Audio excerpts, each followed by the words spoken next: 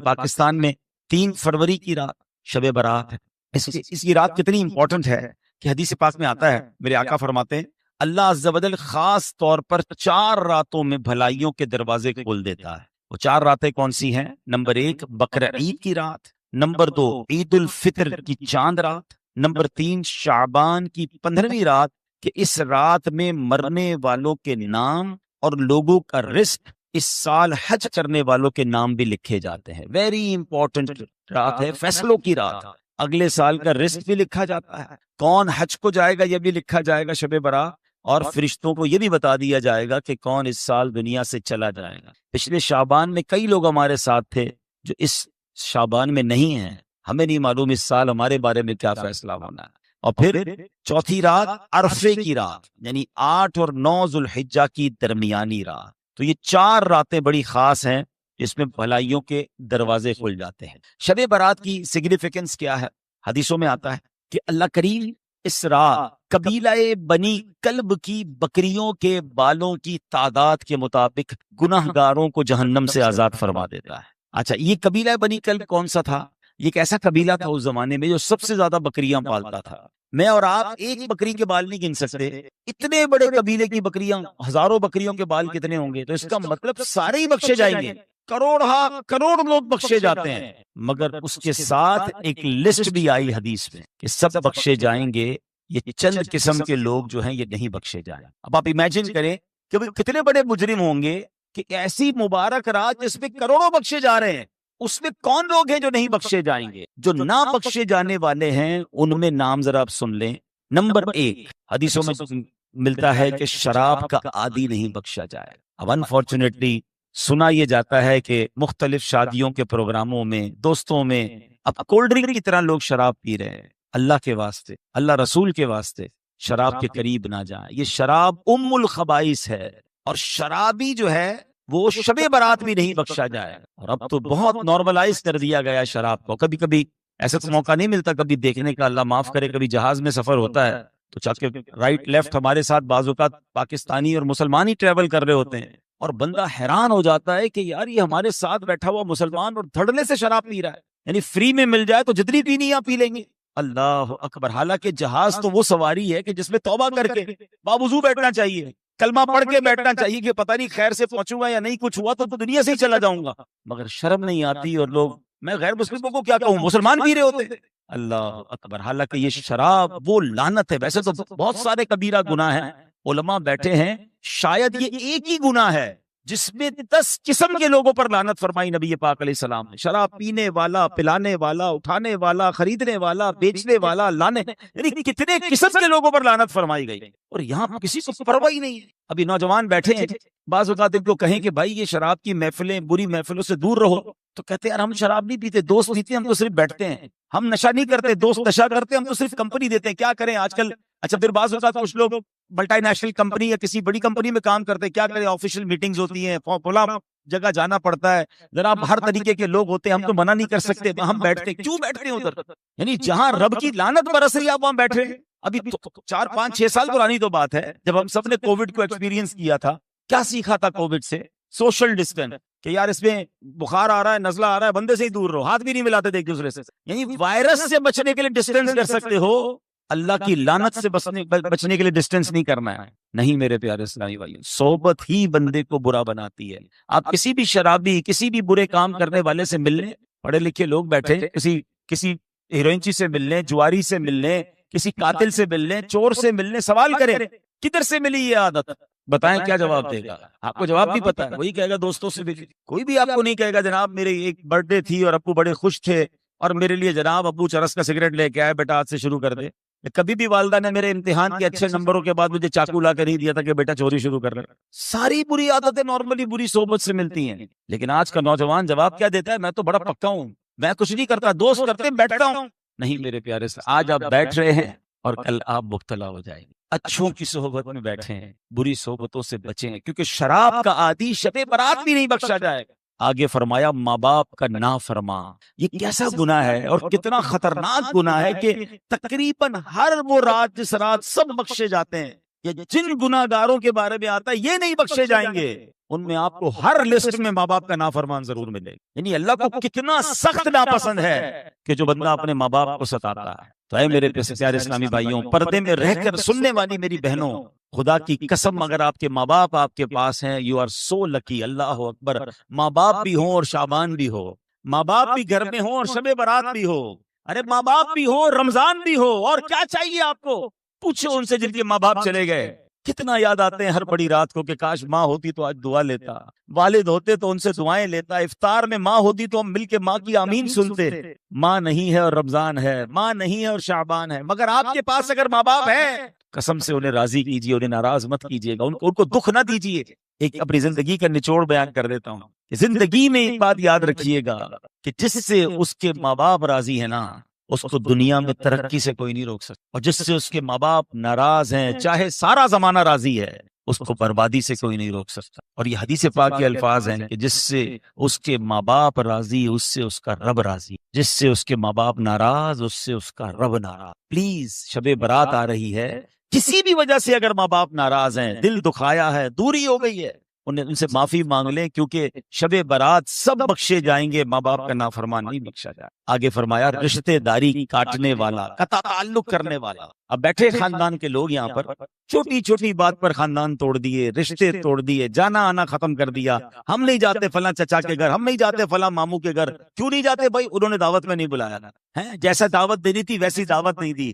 گھر گئے تو اچھے طریقے سے بات نہیں کی، اتنی چھوٹی بات پر رشتہ ختم کر دیا. بھائی بھائی سے نہیں مل رہا، میاں بیوی گھر بیٹھے ایک دوسرے سے دور، چھوٹی سی بات ہو گئی، چھوٹا سا مسئلہ ہو گیا، کوئی بات نہیں، غلطی ہوئی، ہمارا رشتہ دار ہے، ہمارا بھائی ہے، ہمارا مسلمان ہے، مگر معاف کرنے کے لیے تیار نہیں ہے. ویسے عجیب بات ہے، ہم اللہ سے معافی کیسے مانگتے ہیں؟ اے اللہ ہمارے سارے گناہ معاف کر، صغیرہ بھی معاف کر دے، کبیرہ بھی معاف کر دے.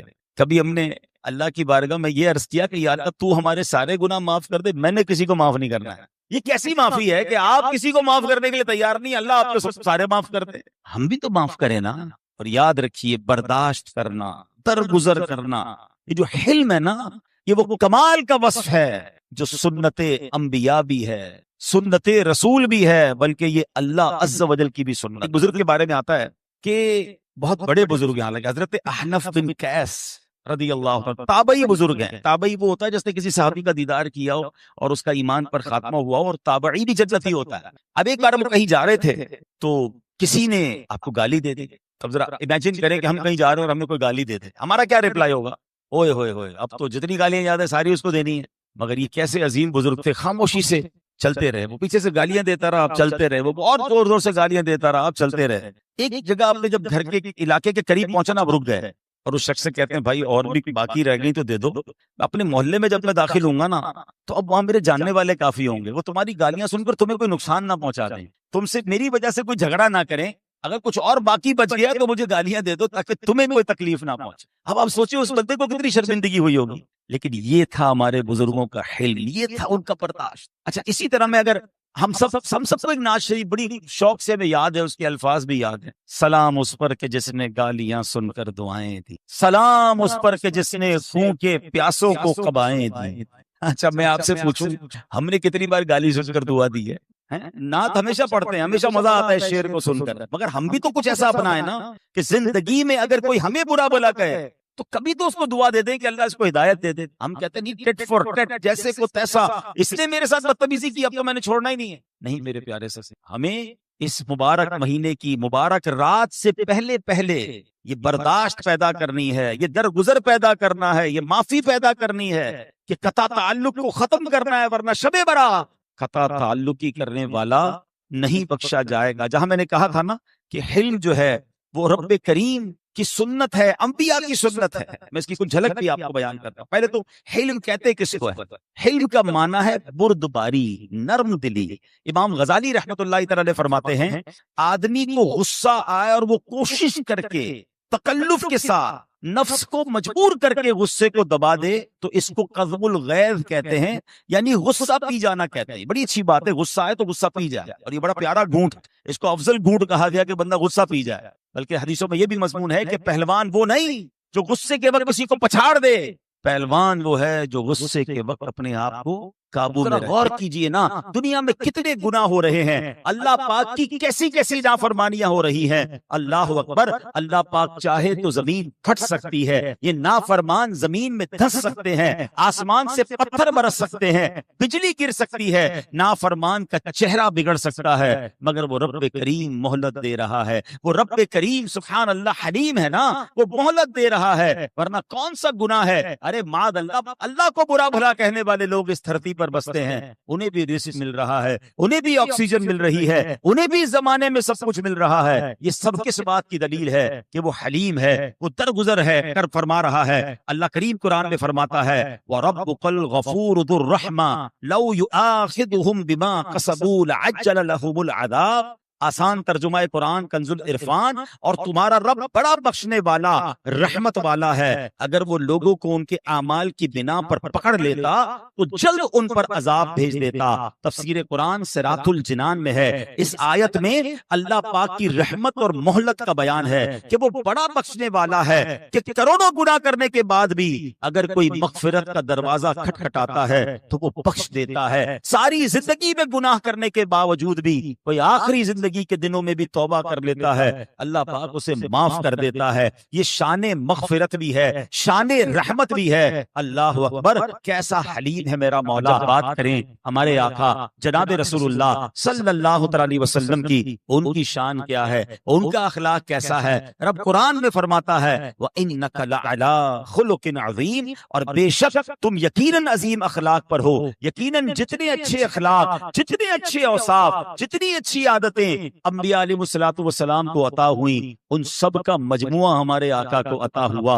واقعات تو بہت ہیں، ستایا تو بہت گیا، تکلیفیں تو بہت پہنچائی گئیں، مگر طائف کا میدان کون بھول سکتا ہے؟ جب اتنا ستایا گیا کہ پتھر برسائے گئے کہ نبی پاک کے مبارک جوتے جو تھے وہ خون سے بھر گئے۔ اللہ اکبر، پہاڑوں کا فرشتہ آ کر کہتا ہے حضور حکم دیجئے، دونوں پہاڑ ملا کر اس بستی کو تہس نہس کر دوں گا، مگر اللہ کے نبی علیہ السلام کی زبان پر وہاں بھی دعائیں تھیں۔ تو اے میرے پیارے اسلامی بھائیوں، حلم سنت الہی ہے، برداشت کرنا اور جناب درگزر کرنا، حلم اختیار کرنا، یہ انبیاء کا طریقہ ہے۔ مگر آج ہم اللہ کے نبی کے ماننے والے، ہم کلمہ پڑھنے والے یہاں موجود ہیں، مگر ایسا لگتا ہے برداشت ختم ہو گیا ہے۔ nobody have tolerance، کسی کے اندر پیشنس نہیں ہے۔ چھوٹی سی گاڑی پر کسی کا ٹچ لگ جائے، ہمارے پیر پر کسی کا پیر آ جائے، ارے بلکہ کسی دعوت میں کھانا کھاتے کھاتے کسی کو ٹھوکر لگ جائے، ہر بندہ جو ہے وہ ایسا لگتا ہے ریڈی ٹو فائٹ ہے۔ نہیں میرے پیارے اسلامی بھائیوں، اپنے اندر ٹالرنس لائیے، اپنے اندر پیشنس لائیے، اپنے اندر صبر لائیے اور درگزر کیجئے۔ اللہ معاف کرنے والوں کو بڑا پسند کرتا ہے،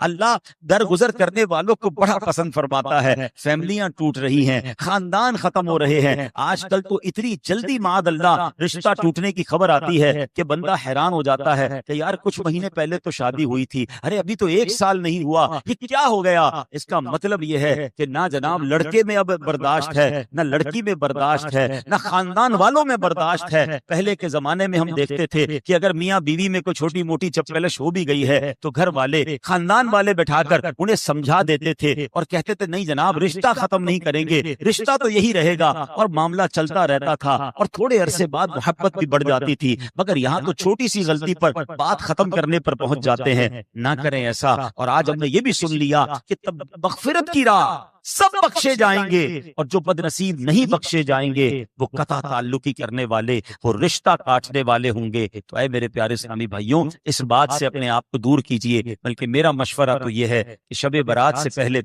اگر آپ کو کوئی ایسا یاد آ رہا ہے کہ ہاں یار فلاں رشتہ دار سے بات ختم کر دی ہے، فلاں دوست سے بات ختم کر دی ہے، فلاں مسلمان کے پاس جانا نہیں ہے، ہاں ایسا ضرور ہے۔ اگر کوئی شرعی مسئلہ ہے پھر الگ بات ہے، ہاں اگر کسی کا ایسا پرابلم ہے کہ وہ اللہ کے بارے میں، اس کے نبی علیہ السلام کے بارے میں، صحابہ اہل بیت یا اولیاء کے بارے میں اس کا عقیدہ درست نہیں ہے، پھر اس سے ہمارا کوئی تعلق نہیں۔ لیکن اگر کوئی شرعی پرابلم نہیں ہے، ہماری ذات کا پرابلم ہے، تو اللہ کے لیے معاف کیجئے اور دوستی کر لیجئے، کیونکہ یہ دوستی انشاءاللہ ہماری مغفرت کا سبب بنے گی، یہ رشتہ جوڑنا ہماری مغفرت کا سبب بنے گا۔ اسی طرح جن بد نصیبوں کے بارے میں آیا جو نہیں بخشے جائیں گے، اس میں ایک گناہگار وہ ہے جس کو چغل خور کہا جاتا ہے۔ اب یہ اتنا بڑا مسئلہ ہے، خاص طور میں فیملیز کے اندر، دوستوں کے اندر، ادھر کی بات ادھر پہنچانا، ادھر کی بات ادھر پہنچانا۔ معذرت کے ساتھ یہ برائی ہماری بہنوں میں، خواتین میں بہت زیادہ ہوتی ہے، اور آج کل تو مردوں کے کان بھی بھر دیتے ہیں لوگ۔ پتا چلا تمہارا بھائی یہ کہہ رہا تھا، ہاں تمہارا دوست یہ کہہ رہا تھا، تمہارے دفتروں میں بڑا ہوتا ہے کہ تمہارے بارے میں فلاں مینیجر یہ کہہ رہا تھا، اور اس بات پر جناب دلوں میں کدورتیں اور دوریاں ہو رہی ہیں۔ حدیثوں میں چغل خور کو محبتوں کا چور کہا گیا۔ یہ چغل خور جو ہے جناب، اللہ اکبر، شب برات نہیں بخشا جائے گا۔ تو اگر کسی کی یہ عادت ہے تو پہلے تو اپنی یہ عادت نکالیں، توبہ کریں۔ اگر آپ کو پتا چل بھی گیا کہ کسی نے فلاں کے بارے میں غلط بات کہی ہے تو آپ پر کب فرض واجب ہو گیا کہ جا کے اسے بتائیں کہ وہ تمہارے بارے میں یہ بات کر رہا ہے؟ آپ ذرا غور کریں، مسلمان کا تعلق ختم کرنا کتنا رب کو ناپسندیدہ ہے، کہ جھوٹ جو بعض صورتوں میں کبیرہ گناہ ہے، ایک چند صورتوں میں جہاں جھوٹ بولنے کی اجازت ہے وہاں یہ بھی معاملہ ہے کہ دو دوستوں میں، دو بھائیوں میں اگر لڑائی ہو گئی ہے، ان کو ملانے کے لیے، ان کو کنیکٹ کرنے کے لیے جھوٹ بولا جا سکتا ہے۔ فار ایگزامپل، ایک بھائی دوسرے بھائی سے ناراض ہے، آپ دوسرے کے پاس جا کر کہیں یار تمہارا بھائی تو تمہاری بڑی تعریف کرتا ہے، وہ تو تمہارے بارے میں بڑی اچھی باتیں کرتا ہے۔ کیوں؟ تاکہ اس کے دل میں محبت پیدا ہو جائے، وہ اپنے بھائی سے جڑ جائے، یہ رشتہ جڑ جائے۔ ارے یہاں جھوٹ بولنے کی اجازت ہے، وہ بندہ کتنا بدنصیب ہے جو جھوٹ بول کر رشتہ توڑوا دیتا ہے، جو چغل خوری کر کے مسلمانوں کو دور کر دیتا ہے۔ یہ کبھی بھی نہیں کرنا چاہیے۔ ارے آپ کو پتا چل بھی گیا کہ یار یہ فلاں کے بارے میں بری بات کر رہا ہے، آپ نے ادھر یہ بات نہیں پہنچانی، کیونکہ اس سے تو اور دوری ہو جائے گی، اس سے تو اور لڑائی بڑھ جائے گی۔ لیکن لوگوں کو مزہ آتا ہے کہ جناب رشتے ٹوٹیں، لڑائیاں بڑھیں، دشمنیاں بڑھیں۔ یہ نہ کریں، ورنہ ایسا نہ ہو کہ سب بخشے جائیں اور چغل خور نہ بخشے جائیں۔ یہ ہماری بہنوں میں بھی بڑا پرابلم ہے، بیٹھی ہوں گی، کسی نے بات کر دی، بس اس کو فوراً پکڑ لیا، اور آدھی بات سن کے پتہ نہیں مرچی مسالے لگا کے اور کتنی باتیں آگے پہنچانی ہیں۔ ایک اور بات یہاں یاد کر لیجئے، جو کسی کے عیب کھولتا ہے، حدیثوں کا مضمون ہے، اس کے عیب کھول دیے جائیں گے، اور جو کسی کے عیب چھپاتا ہے اللہ اس کے دنیا اور آخرت میں عیب چھپائے۔ آپ طے کر لیجئے، چیک کر لیجئے، اگر ہمیں کسی کا عیب پتا چل بھی گیا ہے، اور مزے لے کر، اب تو واٹس ایپ چلتے ہیں، اب تو فون چلتے، پتا چلا اس کے بیٹے نے یہ کر دیا، ہاں اس کی بیٹی کا یہ مسئلہ ہو گیا، ارے بھائی اس کی دکان پہ پولیس آئی تھی، فلاں جگہ اس کا یہ مسئلہ ہو گیا، اس کا کاروبار میں یہ ہو گیا، کس نے کہا ہے آپ کو یہ ساری باتیں پھیلانے کے لیے؟ اور اللہ کرے میرا یہ بیان سوشل میڈیا انفلوئنسر سنیں، صحافی لوگ سنیں، جو ویلاگرز ہیں وہ سنیں، اتنا مزے لے کر، بس روز کی کوئی خبر چاہیے جس پہ ویو مل جائے، فلاں کے بیٹے نے یہ کر دیا، فلاں کے گھر میں یہ ہو گیا، اور بعد میں وہ خبر نکلتی بھی جھوٹی ہے، اچھا سچی بھی ہے۔ تو آپ کو کس نے اختیار دیا ہے کہ آپ کسی کی بات تو پوری دنیا میں پہنچا دیں؟ اس دن سے ڈریں کہ آج آپ کسی کے عیب کھول رہے ہیں، اور اگر میرے اور آپ کے عیب کھل گئے، سچ بتائیے ایسی کتنی باتیں ہیں جو صرف مجھے اور آپ کو پتا ہے اور ہمارے رب کو پتا ہے؟ اللہ نے عیب چھپائے ہوئے ہمارے، وہ کھل گئے تو کدھر جائیں گے ہم؟ مگر ادھر کسی کا عیب ملتے ہی جناب فوراً سب کو بتانا ہے۔ خدا کے واسطے ایسا نہ کریں، عیب چھپائیں۔ سبحان اللہ، فضیلت کیا ہے حدیث میں؟ جو کسی کے دنیا میں عیب چھپائے گا اللہ اس کے دنیا اور آخرت کے عیب چھپائے گا۔ ہمارا کام تو ڈھکنا ہے، ہمارا کام چھپانا ہے، بلکہ اللہ سے دعا کرے اللہ اس کے بھی عیب چھپا، میرے بھی عیب چھپا دے۔ لیکن نہیں، مزہ آتا ہے، بہت مزے لے کر باتیں کرتے، لذت ملتی ہے اس سے۔ عربی کا ایک مقولہ ہے، من ضحک ضحک، جو کسی پر ہنستا ہے جلد اس پر بھی ہنسا جائے گا۔ جو کسی کی باتوں کو لے کر موج کر رہا ہے، اس کی باتوں کو لے کر انجوائے کر رہا ہے، ایسا نہ ہو تھوڑے دنوں بعد وہ بھی تماشا بنا ہوا۔ اللہ ہمارے عیب دنیا میں بھی چھپائے رکھے، مرتے وقت بھی چھپائے رکھے، اور آخرت میں بھی چھپائے رکھے۔ اب تو یہ دعا کرتے ہیں، یا الہی نامۂ اعمال جب کھلنے لگے، عیب پوشے خلق ستار خطا کا صاحب، اللہ اس دن بھی عیب چھپانا جب ساری دنیا کے سامنے اعمال کھلیں، اعمال نامے کھلیں گے۔ اللہ سے کہہ رہے ہو اللہ سب چھپا دے، اور ہم چھپانے کے لیے تیار نہیں ہیں۔ وہ کہتے ہیں نا، ابرار کے سینے رازوں کے دفینے ہوتے ہیں، نیک لوگوں کے جو سینے ہوتے ہیں نا، وہ لوگوں کے راز کے دفینے، یعنی ان کی قبریں ہوتی، پتہ چل جائے بس مجھے پتا، اور کیوں کسی کو بتانا، ایسے بنیے۔ تو بہرحال چند باتیں شب برات کے بارے میں عرض کر دی ہیں کہ یہ رات بڑی مبارک رات ہے، اس میں سب بخشے جائیں گے۔ یہ چند بدنصیب جو میں نے بتا، اور بھی ہے اس کی لسٹ، اب چونکہ ماشاءاللہ ناطقاں بھی موجود ہیں، پروگرام مزید آگے چلے گا، بس ایک دو باتیں اور عرض کر دیتا ہوں۔ بڑا پیارا معمول ہے اہل سنت کا کہ 14 شعبان بھی روزہ رکھیں، 15 شعبان بھی روزہ رکھے۔ 14 شعبان میرے اور آپ کے نامہ اعمال کا آخری دن ہے، یہ بھی ویسے تو شعبان میں زیادہ روزے رکھیں، ورنہ کم از کم 14 شعبان رکھیں، 15 شعبان بھی رکھیں، اور 14 شعبان کو عصر کے بعد کوشش کریں عصر کی نماز سے ہی مسجد میں چلے جائیں جو اسلامی بھائی ہیں، تاکہ ہمارا نامہ اعمال کے جو آخری لمحات ہیں نا وہ بھی مسجد میں گزرے، مغرب ہوتے ہی رات شروع ہو جائے گی تو ہم اللہ کے گھر میں ہی ہوں گے، اور مغرب کے بعد ماشاءاللہ پوری دنیا میں عاشقان رسول 6 نوافل کا سلسلہ ہوتا ہے، تلاوت کا سلسلہ ہوتا ہے، وہ بھی ماشاءاللہ مسجدوں میں پوری دنیا میں دعوت اسلامی کے زیر انتظام بھی ہوتا ہے، اس میں شامل ہو جائیں، پھر یہ رات عبادت میں گزاریں۔ اس رات ہو سکے تو سنت کے مطابق قبرستان بھی جائیں، میرے آقا علیہ الصلوۃ والسلام شب برات جدت البقیع تشریف لے گئے تھے، تو ہو سکتے تو ہم بھی جائیں، ہم میں سے خاص طور پر جن کے والدین چلے گئے ہیں تو وہاں حاضری دیں، اور اس کے بعد یہ رات پوری دنیا میں دعوت اسلامی کے تحت شاندار اجتماع ہوتے ہیں، فیضان مدینہ عالم مدنی مرکز میں بھی ہوگا، پورے کراچی میں مختلف مقامات پر ہوں گے، رات عبادت میں گزاریں، سحری کریں، 15 شعبان کا بھی روزہ رکھیں۔ اللہ کریم ہم سب کو اس رات کی برکت عطا فرمائے، ہم سب کی مغفرت فرمائے۔ ہم مانتے ہیں کہ ہمارے نامہ اعمال بہت برے ہیں، نامہ اعمال یا اللہ تیری بارگاہ میں آنے والے ہیں، ہمیں پہلے ہی پتہ ہے وہ سیاہ ہیں، وہ گناہوں سے پر ہیں، مگر اللہ تیری رحمت کو پکار رہے ہیں کہ ہمارے گناہوں کی سیاہی کو معاف کر دے، اور ہمارے اس ٹوٹے پھوٹے اعمال نامے کو قبول بھی فرما لے، اور اس رات یہ لکھا جائے گا کون اگلے سال حج پر جائے گا۔ اے اللہ آئندہ سال حج پہ جانے والوں میں ہم سب کا نام لکھ دے، مدینے جانے والوں میں ہم سب کا نام لکھ دے۔ اے اللہ اس رات رزق بھی لکھا جائے گا، ہم سب کے رزق حلال میں برکت لکھ دے، ہمیں خیر والی، عافیت والی، نیکیوں والی طویل زندگی عطا فرما، جلنے والی، پھٹنے والی، ڈوبنے والی، اے اللہ ناگہانی آفتوں والی موت سے محفوظ فرما، تیرے نبی کے جلووں والی، ایمان والی، کلمے والی، اور اے کاش مدینے والی موت ہمیں نصیب فرما، آمین۔